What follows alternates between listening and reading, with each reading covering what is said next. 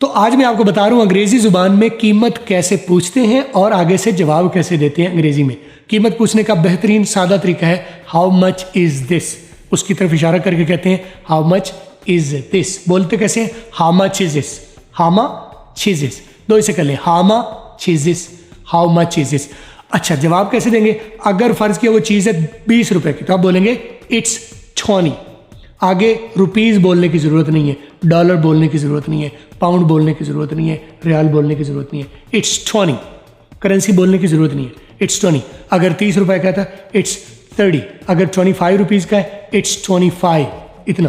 اور اگر آپ کو 25 روپیز کے ساتھ پیسے بھی بتانا پڑے، 50 پیسہ بھی بتانا پڑے، یعنی 25 روپے اور 50 پیسے، تو کیسے بولیں گے؟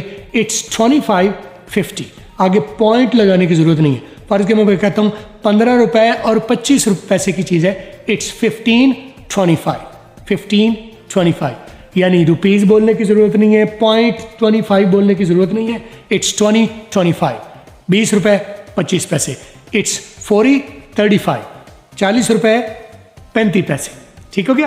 تو روپیز بولنے کی ضرورت نہیں ہے، کرنسی بولنے کی ضرورت نہیں ہے، پوائنٹ بولنے کی ضرورت نہیں ہے۔ آئی ہوپ آپ کو سمجھ آ گئی ہے۔